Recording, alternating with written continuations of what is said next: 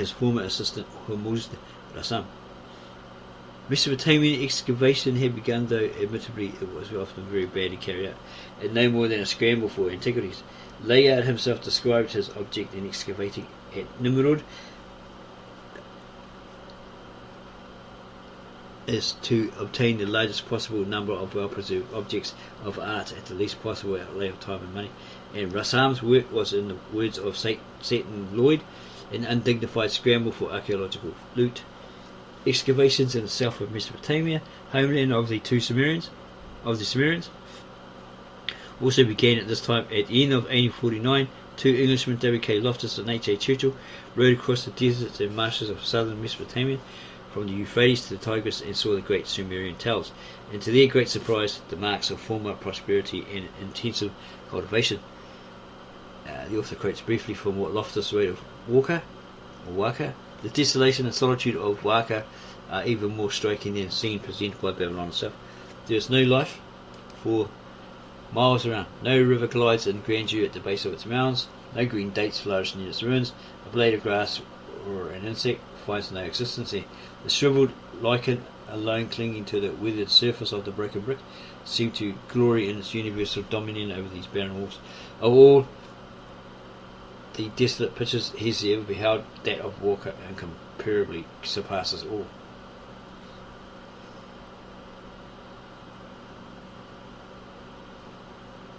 Okay, it goes on and about Loftus and then Rawlinson. Rawlinson was able to work on the clay tablets. He identified Saqqara as the ancient city of Lhasa, the biblical Elasar, and Waka as a biblical Erech, today's modern Iraq. And Cush begat Nimrud, and the beginning of his kingdom was Babel, and Erech, or Iraq, and Akkad, Arcadia, and Kalna is the land of Shinar. Genesis 10, verse 10. In 1854, J.E. Taylor, the British Vice-Consul at Basra, began excavating Tal Muqaddiyah and a group of mounds south of this at Tal Abu Sharain. Rawlinson was able to identify the first site as Ur of the Chaldees, birthplace of Abraham, and the second as Eridu. The land of Shinar had been found, and four of its ancient cities, Erech, Lhasa, Ur, and Eridu, also. As before said, that Hincks, with great acumen, had argued for a pre-Babylonian people from whom the Babylonians borrowed their cuneiform writing. In 1869,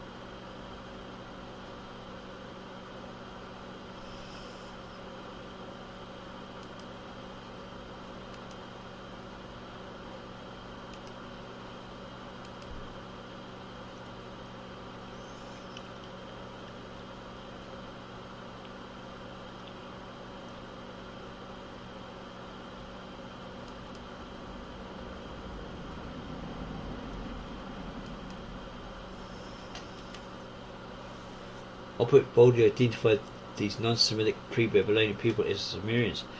The finds of Loftus and Taylor were of the Sumerians, but Oppert's theory was that the Sumerians had been in Iraq or Erech before the Babylonians, and Assyrians was not widely accepted.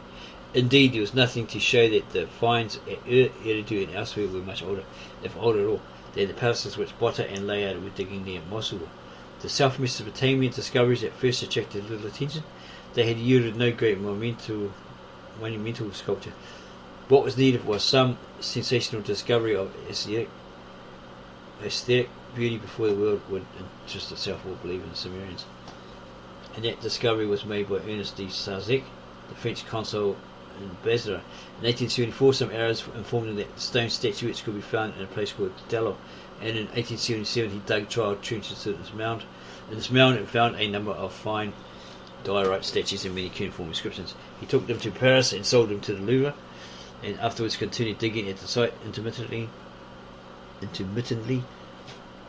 then under the auspices of the Louvre, or the Paris Museum, until 1900.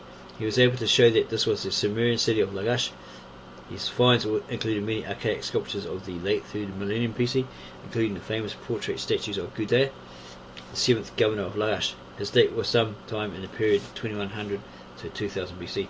The numerous statues and inscriptions of Gudea provided without any doubt the finest examples of Sumerian art and literature, and the discoveries of the Sarsic created sensations similar to those made by the discoveries of Botta in Khorsabad and Layard at Nineveh.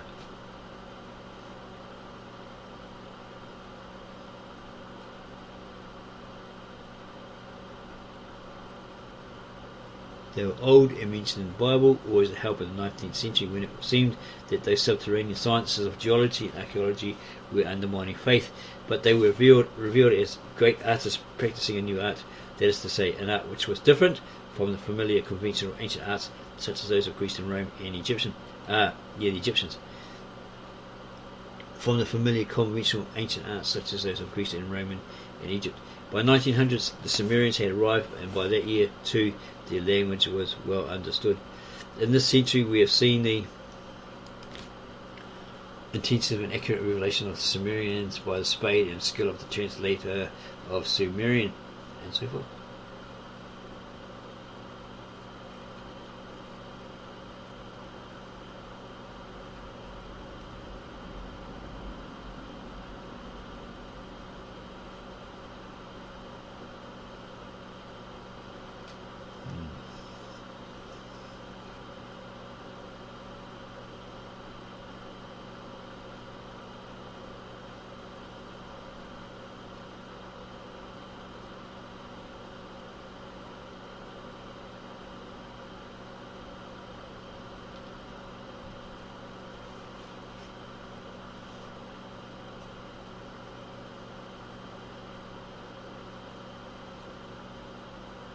It has been the intention of the author to introduce you deliberately to the Sumerians by going back to the time when we knew nothing of what their tales or they left behind in cuneiform writing meant, so that you can appreciate how our knowledge of man's first civilization was achieved.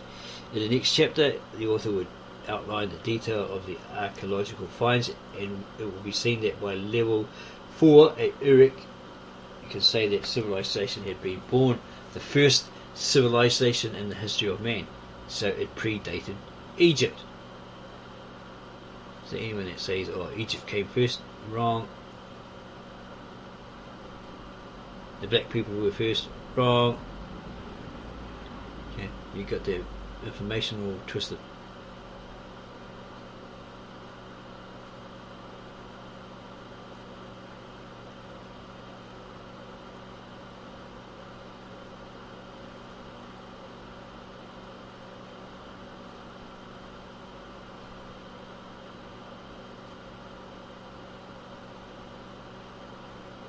The existence of people in southern Mesopotamia in this phase without efficient irrigation is quite unthinkable.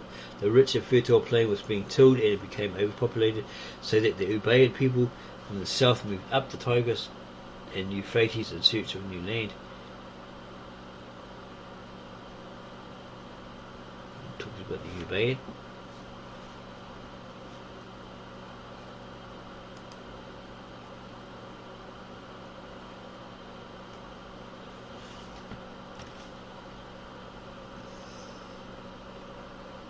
In the established archaeological sequence of southern Mesopotamia, the Ubaid phase is succeeded by the Uruk phase, which lasted from about 3,800 or 3,700 to 3,200 BC. The culture of Uruk is already in its maturity by about 500 BC.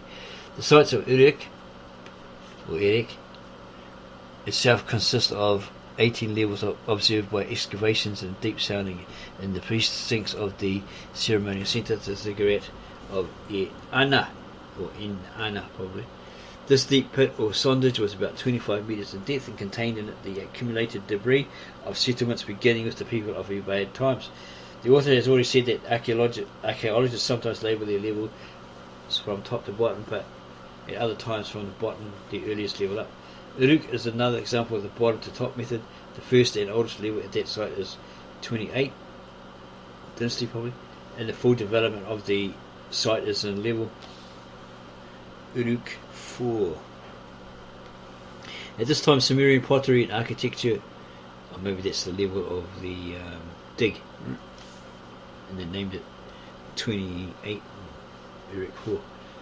At this time, Sumerian pottery and architecture were at the high state of development and contemporary with the great temples of Uruk 4.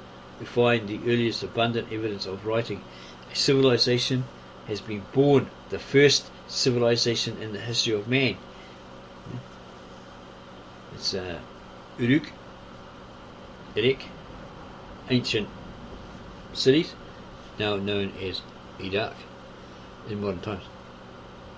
A civilization had been born, the first civilization in the history of man, the Sumerian civilization, not the Egyptian, and its date was perhaps 3200 BC, 5,000 years ago.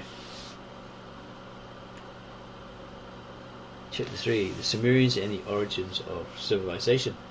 It was then, some 5,000 years ago, that civilization began in southern Mesopotamia.